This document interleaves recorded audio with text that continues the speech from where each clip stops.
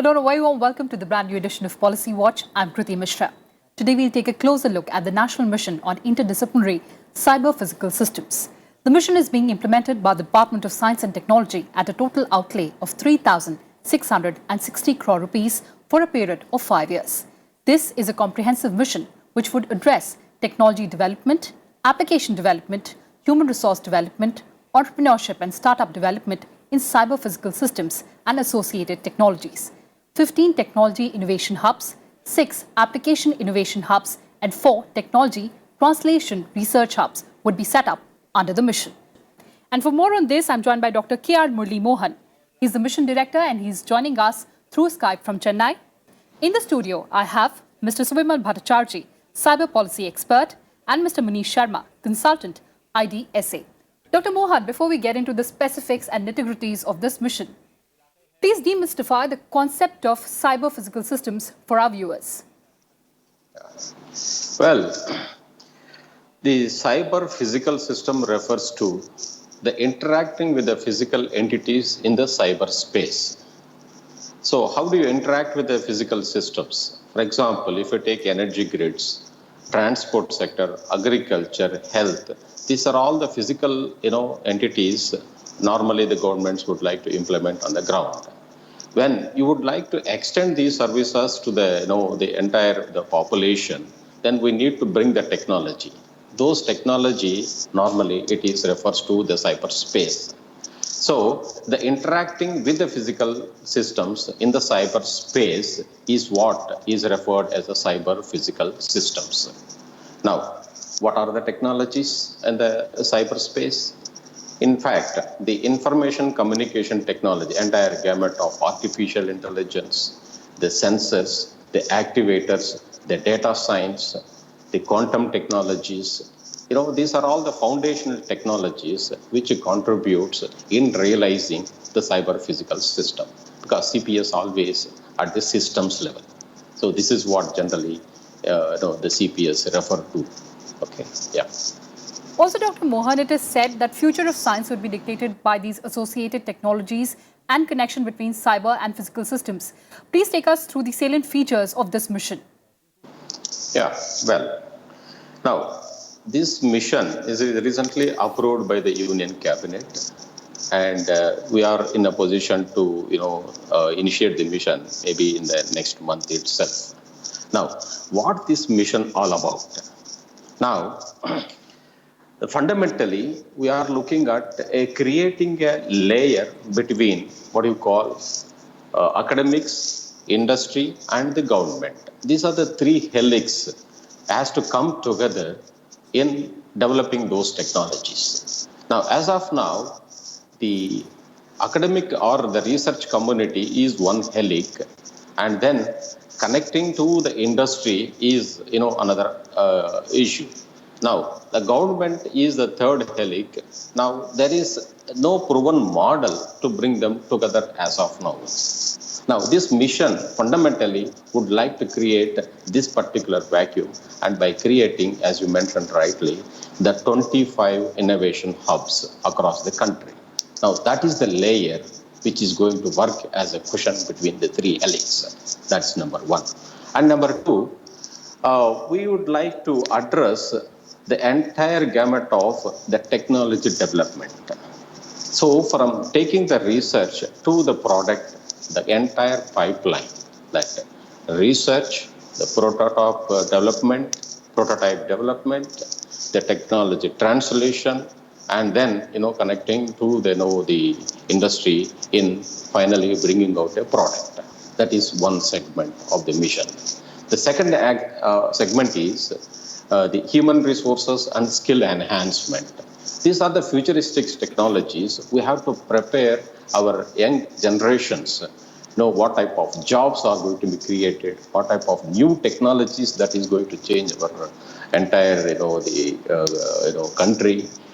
So therefore, there is every requirement to enhance and inculcate the technology adoption at the undergraduate, post-graduation, as well as other levels.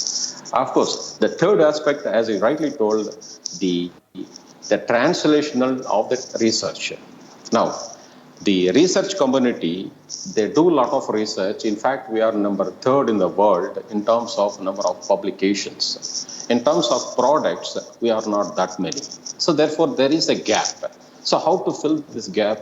Therefore, we need to bring in what you call the translational research. This mission is trying to do and address that particular segment, what you call the startup and entrepreneurship development. Therefore, the research, the translation, and the startup, the entire thing will be one of the core segment which will be taken up by these innovation hubs. Now, when you say about the international collaboration is also required because some of the technologies are worldwide being developed, and we need not reinvent the wheel. Therefore, we have to depend on other emerging technologies, and we have to augment further and rapidly develop the immediate the technology so that we can roll out the products as per the requirements of the both government and as well as the industry.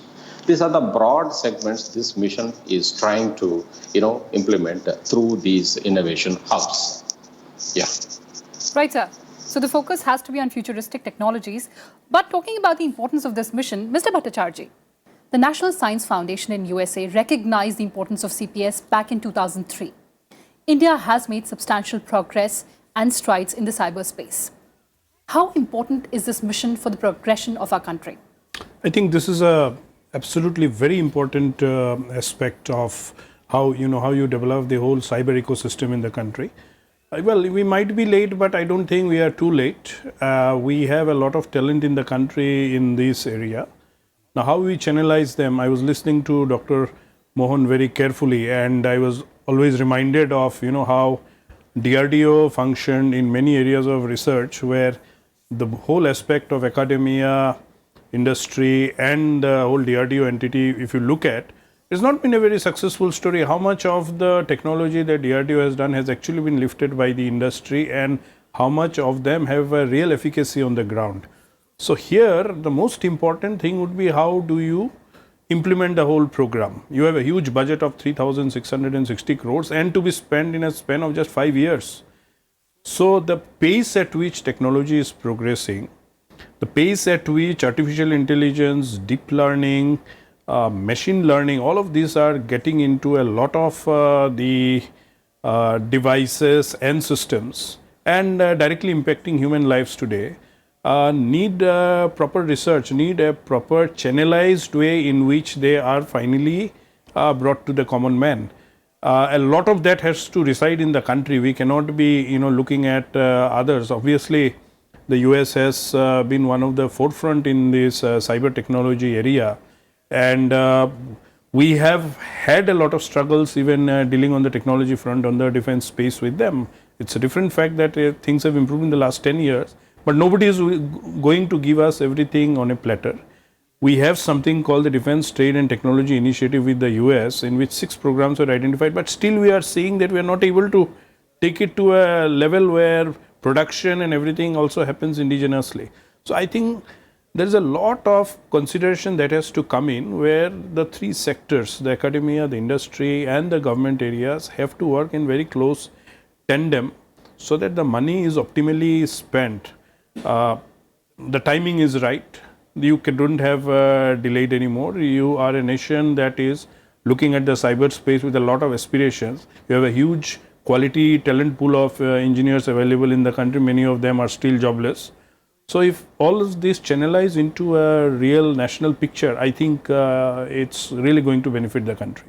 So there has to be synergy between all the elements. But Absolutely. One of the biggest concerns that we talk about, Mr. Munish Sharma, is that of the challenges that cyber physical systems could pose to our demographic dividend. What are those challenges and how do we address them? I think when we speak of technology, we should always look it into a national perspective. So a use case, for example, which is applicable for say US or UK might not be as it is importable or as it is complementary with the use case in India. So first of all, national requirements, regional requirements, and as I said, demography, rightly said, because things like a driverless car, which is a classical implementation of artificial intelligence as we speak. So when we speak of driverless cars, we speak of those countries where automation has gone a step ahead, where everything is like properly road signs or everything is like properly followed as compared to developing countries, for example, like India. Traffic chaos. Yeah, precisely. And when we speak of these use cases, we certainly have to look at how do we employ our demographics, how do we employ our people. So technology certainly is going to alter the way we employ people. Technology is going to kind of next down a lot of jobs which right now are prevalent in our cases. So eventually people will go up the value chain. Some people might lose jobs. A lot of people might gain jobs. It could be other way around. A lot of people might lose jobs. Few people might get jobs. So the job market, I would say, next 5 or 10 years will transform significantly as we speak of artificial intelligence, big data, Internet of Things, whatever in this space. So demographics certainly plays a very important role here. How do you convert your demography into a demographic dividend in this case? And as Dr. Murali and Dr. Subimal also said that we have to make sure that whatever resources, whatever human resources we have to look for optimal usage, whether they are into research, whether they are into startups, whether they are into entrepreneurship or anywhere. So the whole idea of this mission, in my understanding, is to collate all these national resources, looking at India's specific requirements, and build up an ecosystem where researchers do their job. It feeds up into a startup or innovation ecosystem, which actually helps a lot of ideas to see the daylight, like as compared to what used to happen earlier. A lot of ideas would die in laboratory. So the whole idea of this mission, I think, is to transpose those really brilliant ideas all the way from a laboratory workbench into a product. Probably Dr. Mohan can enlighten us on that. Dr. Mohan, Munish just mentioned that technology will alter the way we employ people. How do we get ready for those challenges? Yeah, it's a big question. Now, see, one you asked about the demographic dividend, and another one is you are talking about the challenge, how you can address it. Now, well, you see, these technologies are going to change entirely, how you manufacture, how you travel, how you are going to interact. Entire gamut of human activities are going to be affected by these technologies. Now, all the same time, it is also the traditional jobs is going to out of the market, and new types of jobs are going to be created. Now, there is an opportunity for us because we have the huge human capacity here in this country. Now, by inculcating good training and skill enhancement and then the development of new technologies, there is an opportunity. And converting into a startup company, we can enhance our job market also. So we are looking at as an opportunity of these technological challenges. Okay. Now, how we have to do it? I mean, still we are working on the various models, and we are sure that we will come out with a good implementation model. As I told, these 25 technological innovation hubs is the new model, which is we are banking heavily on this. Now, here, how to bring these three helix is a big challenge. The industry is also going to be the partner of this particular the hubs right from the beginning. And another aspect is there is a full delegation of powers. This normally never happens in governmental systems. Here, this mission has been given full delegation of powers, empowering these technology innovation hubs to act independent. In fact, our Secretary Professor Sharma used to mention that these innovation hubs are going to be an independent type of a mini ministries. That means they can recruit the people, they can give the projects to the industry or to the other academic institutes, develop the technology, rapidly prototype it, and go the entire the chain of the product development and to meet the requirements of both government and the industry. Therefore, we are hoping a good model will emerge, and then we are expecting a success for our mission. Intentions are good and commitments are there. Let us see how far and how best we can reach. Absolutely. So dynamism is going to be the key. But Mr. Bhattacharjee, Dr. Mohan just mentioned about skilling our workforce. How do we skill our workforce in associated technologies like he mentioned, Internet of Things, artificial intelligence, quantum computing, analytics? How do we do that? I think one of the pillars, as Dr. Mohan mentioned, is academia. So how do we make those academic institutions focus on these areas where there is a requirement, in all these areas of technology. Now, most of the institutions are picking up the courses that cater to all these emerging areas, and by far we haven't really fared well, because if you see the placement in most of the private sector has been good for all these fellows. Now, the challenge would be that how are you going to get the best to be involved as part of this whole ecosystem that you are trying to build up. You have to pay up salaries of those levels, you have to provide those benefits. Most of the IT companies and all work in an atmosphere where right from waking up to sleeping, an engineer or a techie is taken care of. So now this kind of a culture and an imbibation into the way all our research institutions or academic institutions have functioned, that has to be really thought about, because ultimately you would need the best to remain abreast of the others and be able to deliver it to your people. So personally I feel that the academic community really has to be oriented beyond the IITs and the NITs. Where are we going to? There has been a mushrooming of engineering institutions and colleges across the country, but are they really providing quality teaching or the lab facilities and all, or how do you make them into dividends rather than just money making enterprises? So I think that has to be really factored in, and I would think committees under quality people like Dr. Mohan should really emphasize on this to make these academic institutions relevant and not produce graduates who are just time passing. All right. Mr. Sharma, how do we ensure synergy between industry and academia? I think we have a lot of initiatives, not just in this specific domain, but otherwise also something what we call as public-private partnership, where you make private sector equally responsible, whether it's in terms of investment or in terms of building human resources or any other thing. I think our foremost challenge has been to glue these things together, where you have a model where private sector and public sector can work towards a specific mission. This particular idea what has come off in this phase of national mission, I think we'll have to look at where we have lagged as compared to finding a new model altogether, and I think it's the right time we should look beyond IITs and TIFR or maybe beyond IISc, because these institutions, although they hold a lot of intellectual capacity, or I would say a lot of research depth as such, but unless until we diversify, we move beyond that model, we try and experiment with things like having some private universities, for example, being on board, letting them train a lot of workforce, which these IITs or IIMs, or I would say a few of these institutions of eminence cannot provide put together. So one aspect is skilling these people, and then second aspect is obviously letting private sector play its role, which is about building those products, building those services. So private sector has to mature, I would say in this case. The government cannot do everything. Government can facilitate. For example, if you look at the cases of STPI, Software Technology Parks of India, government did its bit. Government can give tax breaks, government can establish such missions with a dedicated mandate. But beyond that, academia, private sector have to actually go up the value chain and then start producing results, which I would say have not been happening in our country as of now. Right, so the government has to be the facilitator, and the private players, they have to play an active role. But since we're talking about emerging technologies, I'll take that to Dr. Mohan. Dr. Mohan, how can India adapt to emerging and disruptive technologies to remain competitive in the international arena? Well, taking the cue from the earlier speaker, so I would like to bring some 2-3 points here.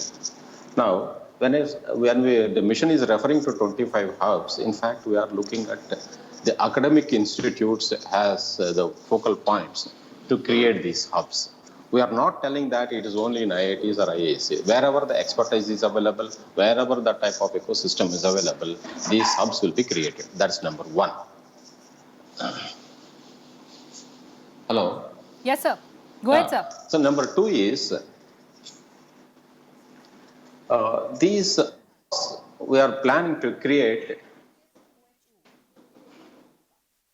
We'll just fix that audio, but I'll take that to Mr. Bhattacharjee. Mr. Bhattacharjee, how do we make use of these emerging and disruptive technologies? Yeah, I think, as we said, the academic institutions and the industry have to be really well glued in. But what I would think that, how do you attract the industry to come and look at these avenues? How do you get the industry to pay a good price and lift those and then take it to the consumer? There isn't, as I mentioned about the DRDO part, I don't think, there has been some, DRDO does so many things around the medicines also. Now, how many of these medicines have you actually seen in the market? These are relatively easier compared to the tech stuff. Now, I have worked for a very large American defense company, and I have seen how in the US the DoD trusts the private sector, gives a certain amount of money on R&D, has money every year to fund it and bring it to a stage where that technology liftoff happens.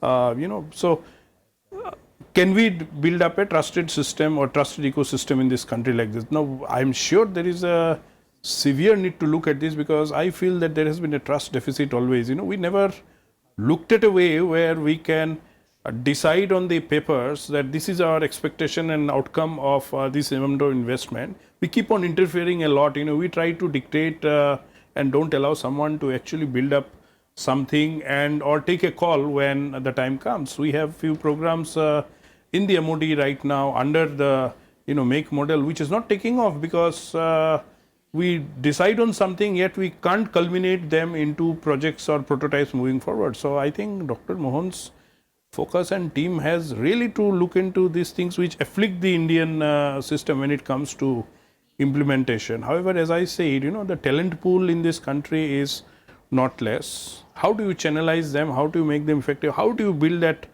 trust factor, and how do you get the optimal out of anybody? I think that is more important. Implementation is very, very important because in a span of 5 years you have to achieve something and you are still at the drawing board. So there is, and technology will always change. It changes faster than you can even think. Right. So let's take that to Dr. Mohan himself.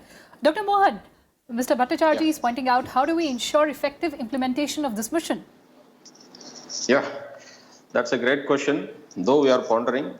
So we have some elementary details available as of now. See, as I told earlier, these 25 hubs, what we are planning is to be established in the academic institutes, number one. And number two is, these hubs are going to be opened as a Section 8 company, not for profit, but it's an independent entities. Now, each Section 8 company will also have technology business incubator, private industry participation, academic participation also. Now, who will define the problems for them? The government. Therefore, the governmental issues will be taken up as the initial technology development projects funded by the mission, developed by the academic and industry collaboratively right from the beginning. That is the type of model we are looking at it. So those technology will have a lot of potential in the both private and as well as other countries also. So these are the generalized model we are looking at. And the enough delegation of powers, and as well as I was mentioning about the independence to the hubs, already it is inbuilt in the mission. Therefore, the basic and fundamental issues we are foreseen and try to adjust as right from the beginning itself. So we are expecting another 6 months, we'll have full clarity on the entire ecosystem that we are planning to create. And then we analyze the existing models and the drawbacks and the advantages also. So therefore, we picked up each and every the pointer from that and created we're planning to create this particular ecosystem, and we are confident and we'll be able to roll out this mission effectively and more positively. Yeah, that's what I can say. Right, so the beginning has been made. I have last 30 seconds and I'll come to Mr. Sharma. There's another very important component of entrepreneurship. How will this mission foster entrepreneurship and startup ecosystem in the cyberspace? Well, I think it's the zeal of entrepreneurs, as it's known in the space, that if you comparatively, if you look at, I'm sorry to bring in the case of China and US in this case, entrepreneurs spend their entire lifetime on experimenting with products, with experimenting with services. They keep on enhancing, they keep on moving up the value chain. But that zeal, unless until that zeal comes into Indian entrepreneurs, and that kind of, I would say, facilities which government could provide, that kind of access to technology, access to global technology supply chains, if we could afford in India, then I think nothing is unachievable for Indian entrepreneurs, I would say, in this space. And it really means a lot because the global competition is catching up. We cannot afford to lag behind, and this is the right time, I think. It has come at the right if it's delayed, no doubt it is delayed, but it has come at the right time and in the right leadership, I would say, to take it forward over the next 5 years. So we need to be competitive. That is the key. doubt. So thank you so much for joining us on this discussions. This mission is expected to foster economic growth in the country. That's all we had for you in this edition. Thanks for watching and stay tuned to Rajya Sabha Television.